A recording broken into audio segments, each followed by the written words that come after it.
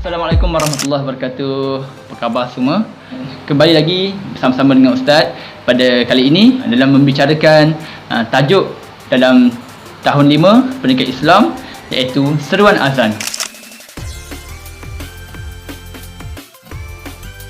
Baiklah, untuk itu kita akan tahu apakah yang kita nak belajar dalam tajuk ini, iaitu yang pertama sekali kita akan tahu berkaitan dengan maksud azan. Yang kedua, kita akan tahu berkaitan dengan fungsi-fungsi azan. Yang ketiga adalah adab-adab sebelum azan. Seterusnya, yang keempat adalah adab-adab untuk azan. Dan yang kelima, adab-adab selepas azan.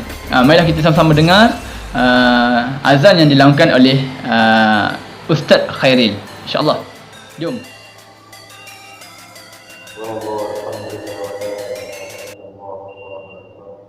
ولا حول ولا قوة إلا بالله العلي العظيم. اللهم صل على سيدنا محمد وعلى سيدنا محمد. يا كريم يا رحمن يا رحيم يا الله.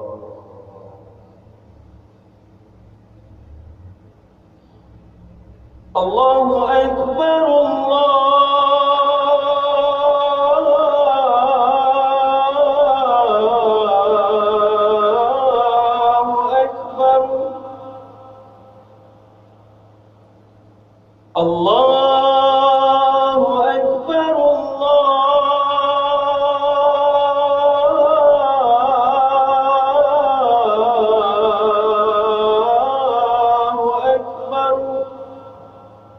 أشهد أن لا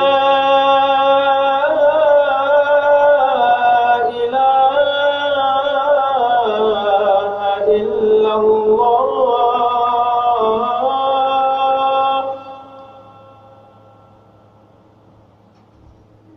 أشهد أن لا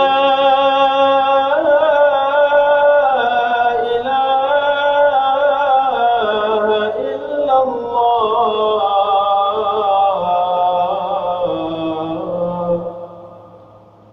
أشهد أن محمد رسول الله.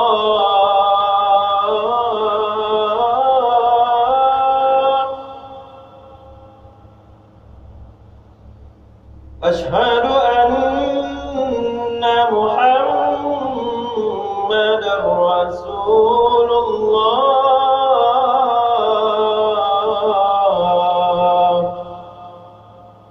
حي على الصلاة.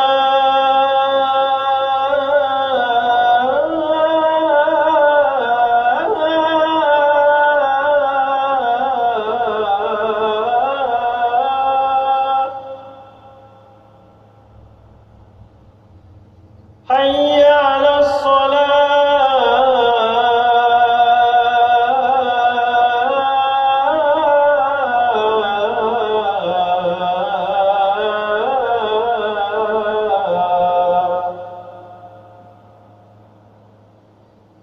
حي على الفلاح.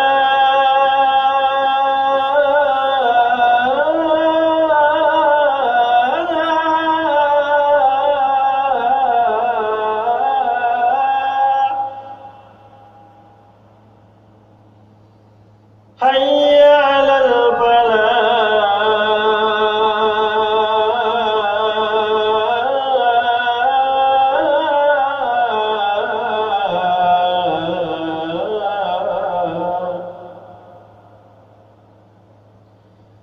الله أكبر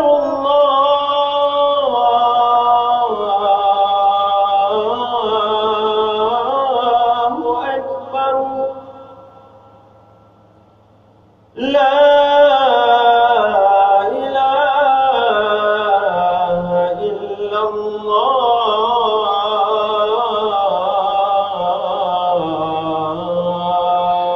Alhamdulillah, sedap azan yang dilakukan oleh Ustaz Khairil.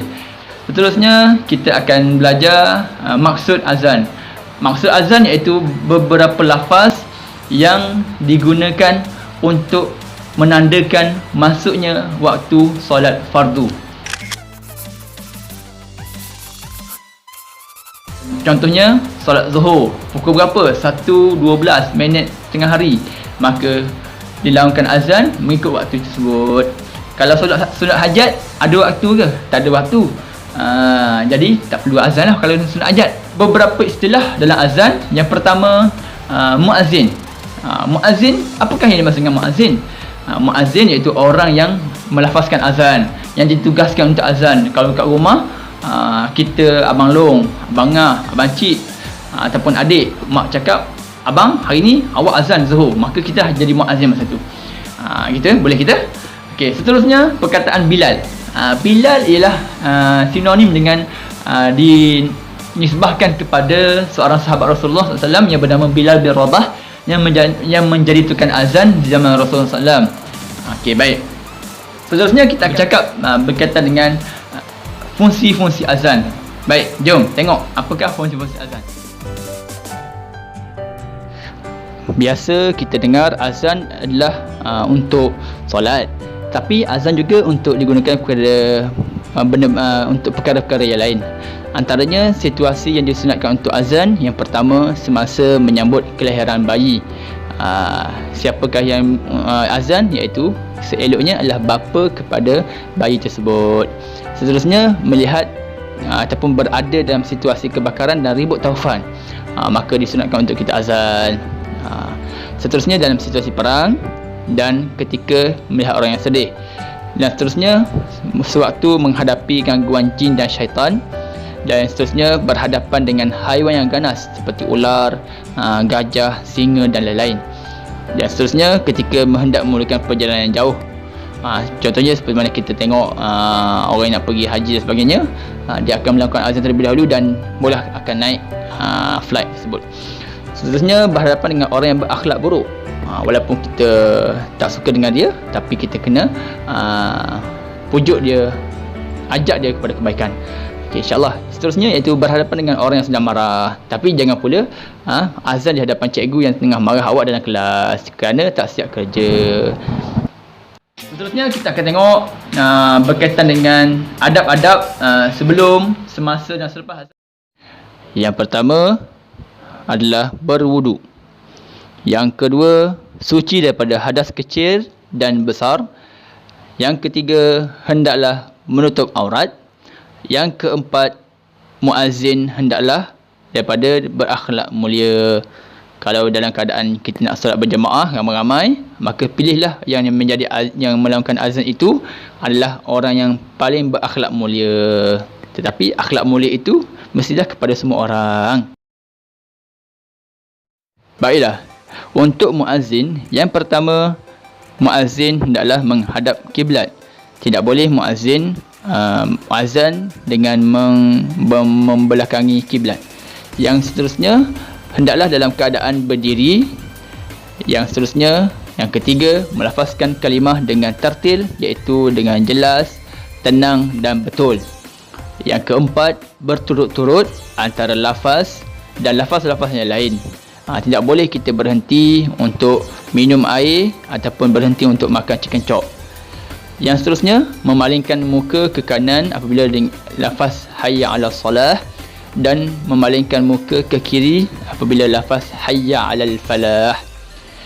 Kepada pendengar, yang pertama, adabnya adalah makruh bercakap ketika azan.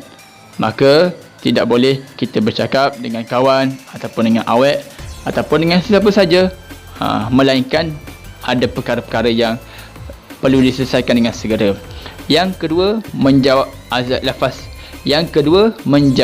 lafaz azan yang dilaungkan oleh muazzin. Contohnya, Allahu Akbar, Allahu Akbar. Kita pun jawab Allahu Akbar, Allahu Akbar. Tak payah kuat-kuat lah. Kita jawab perlahan-perlahan sahaja. Okey. Yang ketiga, memberhentikan bacaan walaupun kita sedang membaca Al-Quran.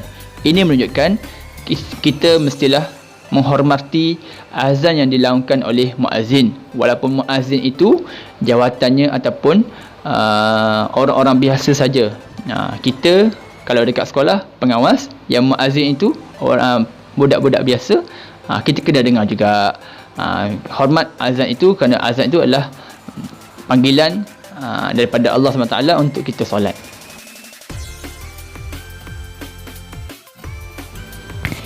Seterusnya, selepas azan, mudah sahaja iaitu mestilah membaca doa azan. Alhamdulillah, sekian saja perkongsian daripada Ustaz. Harapnya semua murid-murid ataupun semua yang menonton perkongsian ini dapat sedikit ilmu dan perkongsian dan boleh sebarkan kepada orang ramai. Ustaz mohon undur diri dulu. Jumpa lagi di lain masa. Assalamualaikum warahmatullahi wabarakatuh. Jaga diri kita semua. InsyaAllah kita akan lebih hebat masa akan datang.